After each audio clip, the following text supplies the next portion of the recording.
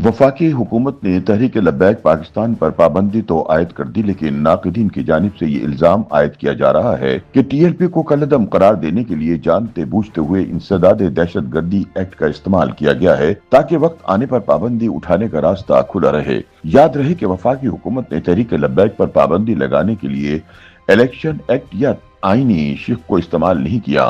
TLP को कलअदम करार देने के लिए हुकूमत ने इंसदाद दहशत गर्दी एक्ट को इस्तेमाल किया है।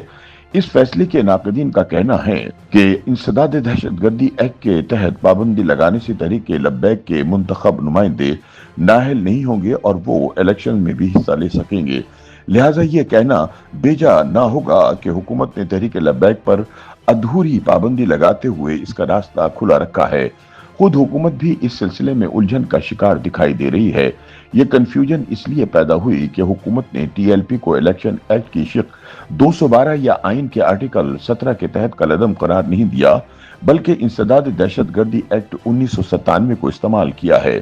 कानूनी माहिरीन का कहना है कि अगर हुकूमत तहरीक लब्बैक पर इलेक्शन एक्ट या आइन के तहत पाबंदी लगाती तो इसकी तौसीक सुप्रीम कोर्ट ने करना थी, जिसके बाद तहरीक लब्बैक का चैप्टर हमेशा के लिए बंद हो जाता। लेकिन इंसदाद दहशत गर्दी एक्ट के तहत अगर किसी तंजीम पर पाबंदी आयद की जाए तो इसकी सुप्रीम कोर्ट से तौसीक करवाने की जरूरत नहीं होती और ऐसा फैसला किसी भी वक्त वापस लिया जा सकता है।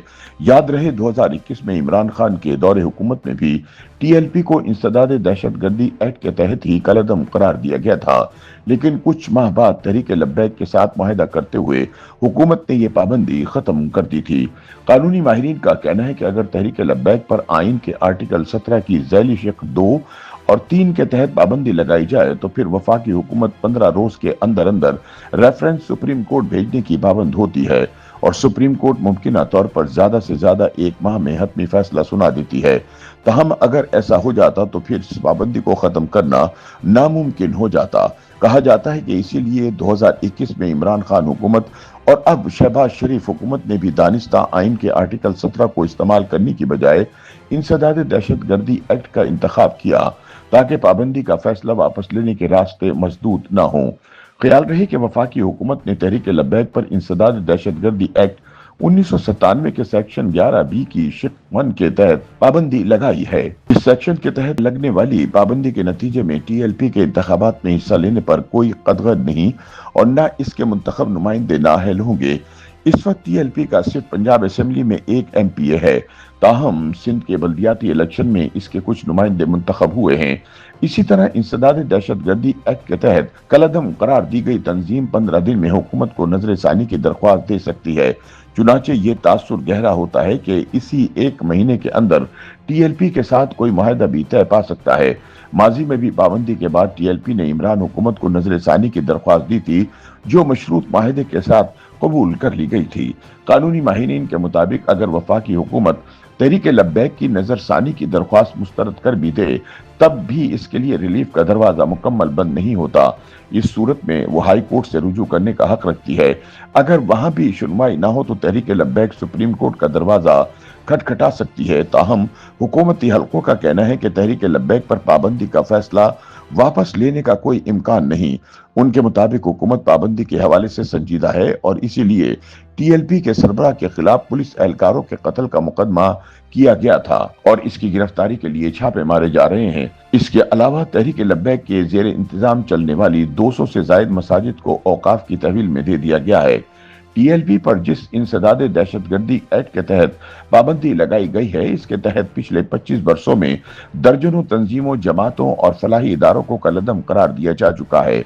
तहरीक लब्बैक इस एक्ट के तहत पाबंदी का शिकार होने वाली 13वीं जमात है। इंतहा पसंद और फिरकावाराना तशद्दुद में मुलविस तंजीमों के खिलाफ क्रैकडाउन का आगाज 2001 में हुआ था, जब पाकिस्तान को फिरकावाराना दहशतगर्दी का सामना था।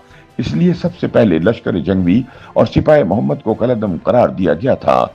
2002 में जैश मोहम्मद, लश्कर तैयबा, सिपह साहबा, तहरीक जाफरिया, पाकिस्तान तहरीक इस्लामी और तहरीक निफाज शरीयत मोहम्मदी समेत मुतअद्दिद जहादी और फिरका वाराना तंजीमों पर पाबंदी लगा दी गई थी। 2003 में अलकायदा, जमात उल फुरकान, हज़बुल तहरीर और जमात अल अंसार के खिलाफ कार्रवाई की गई, लेकिन हुआ ये कि पहले से कलदम करार दिए गए कई गिरोह नए नामों के साथ सामने आ गए। सिपाही साहबा मिल्लत इस्लामिया पाकिस्तान बन गई, तहरीक जाफरिया का नाम इस्लामी तहरीक पाकिस्तान और जैश मोहम्मद खद्दामुल इस्लाम बन गई। ताहम नाम बदलने के बावजूद इन तंजीमों पर दोबारा पाबंदी लगा दी गई थी। फिर 2006 में बलूचिस्तान में बढ़ती दहशतगर्दी के सबब बलोच लिबरेशन आर्मी को कलदम करार दिया गया।